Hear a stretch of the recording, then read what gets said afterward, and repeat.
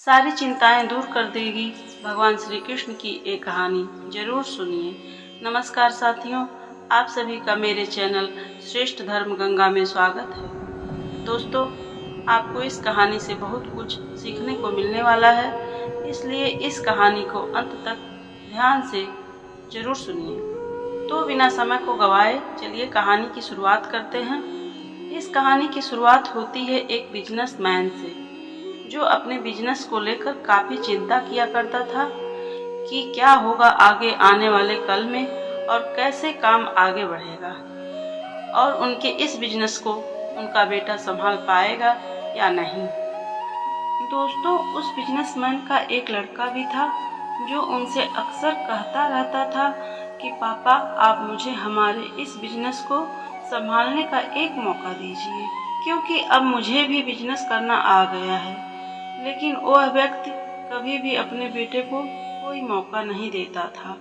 एक दिन इस बिजनेसमैन को हार्ट अटैक आ जाता है और इसके चलते उसको हॉस्पिटल में भर्ती किया जाता है। जैसे ही ये खबर उसके बेटे को पता चलती है तो उसका बेटा भी हॉस्पिटल में दौड़ता हुआ पहुंचता है। बेटा हॉस्पिटल में पहुंचने के बाद देखता है कि उसके पापा एडमिट हैं और डॉक्टर ने उससे ये कहा कि आपके पापा अब पहले से थोड़ा ठीक हैं और धीरे धीरे करके वे रिकवर हो जाएंगे। फिर उस लड़के ने अपने एक मित्र को कॉल करके वहां पर बुला लिया। उसका मित्र वहां पर आता है और उससे पूछता है कि क्या हुआ भाई। फिर उस बिजनेसमैन के लड़के ने अपने दोस्त से कहा कि मेरे पापा को हार्ट अटैक आया है और उन्हें हॉस्पिटल में एडमिट किया गया है। इसके बाद उस बिजनेसमैन का लड़का अपने दोस्त से कहता है कि चलो जरा बाहर चल के आ जाते हैं, बहुत देर से बाहर नहीं गए हैं। फिर वो दोनों हॉस्पिटल से बाहर चले जाते हैं। जब वो दोनों हॉस्पिटल से बाहर निकले तब उनको एक आइसक्रीम वाला दिखाई देता है। फिर उस बिजनेसमैन के लड़के ने अपने दोस्त से कहा, भाई आओ थोड़ा आइसक्रीम खाते हैं। ये बात सुनकर उसका दोस्त थोड़ा चौंकता है और मन ही मन कहता है, अरे ये क्या पागलपन है, इसके पापा अंदर भर्ती हैं और ये यहाँ पर आइसक्रीम खाने की सोच रहा है। फिर उन दोनों ने आइसक्रीम खरीद ली और वे दोनों आइसक्रीम खाने लगे।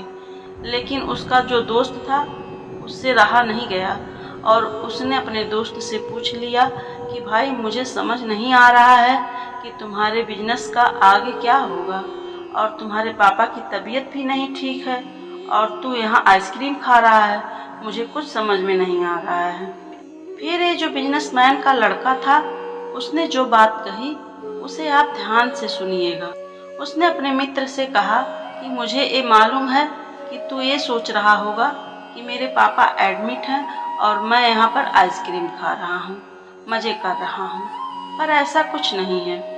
मैं भगवान श्री कृष्ण का बहुत बड़ा भक्त हूँ और उनकी दो बातें अपनी जिंदगी में याद रखता हूँ। पहली बात जो सभी को पता है कि काम करना है और फल की चिंता नहीं करनी है, इसलिए जो होगा देखा जाएगा। मैं तुम्हें भगवान श्री कृष्ण की एक कहानी सुनाता हूँ, जो तुम्हें दूसरी बात क्या है वो अच्छी तरह समझ में आ जाएगी।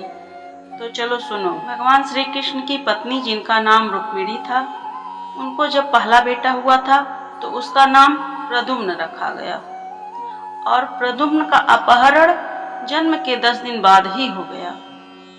प्रद्युम्न के अपहरण के कारण रुक्मिणी नाराज और उदास रहने लगी कि ये सब क्या हो गया। भगवान श्री कृष्ण रुक्मिणी जी से कहते थे कि चिंता मत करो, क्योंकि प्रद्युम्न जहाँ पर भी होगा वहीं पर ठीक होगा।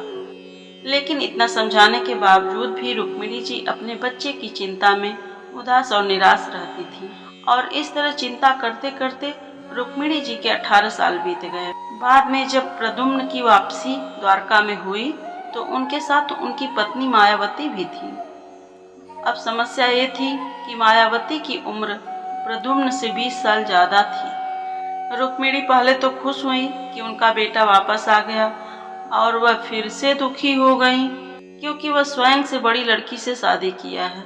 फिर भगवान श्री कृष्ण जी ने माँ रुक्मिणी जी से कहा कि जो हो गया उसे स्वीकार कर लो और आगे बढ़ो, चिंता मत करो।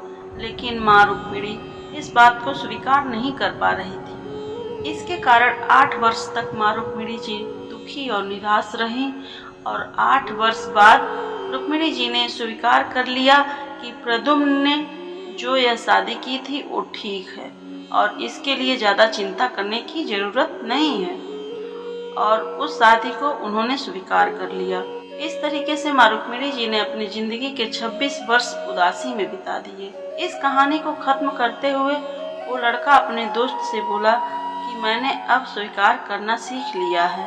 दोस्तों, ये छोटी सी कहानी जो हमें 2 बड़ी बातें सिखाती हैं, और यही बातें मैं आपके साथ इस कहानी के माध्यम से करना चाहती थी कि हमारी ज़िंदगी में जो कुछ भी घटता है उसे स्वीकार करना सीख लीजिए और फिर ज़िंदगी अपने आप सहज हो जाएगी। हमारे नियंत्रण में जितनी भी चीज़ें होंगी उन चीज़ों पर तो हमें ज़रूर नियंत्रण रखना चाहिए, लेकिन जो चीज़ें हमारे नियंत्रण से बाहर हैं उन चीज़ों को हमें स्वीकार कर लेना चाहिए।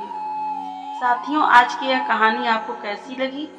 आपको इस कहानी से क्या क्या सीखने को मिला, ये हमें कमेंट करके ज़रूर बताइएगा। जय श्री कृष्ण।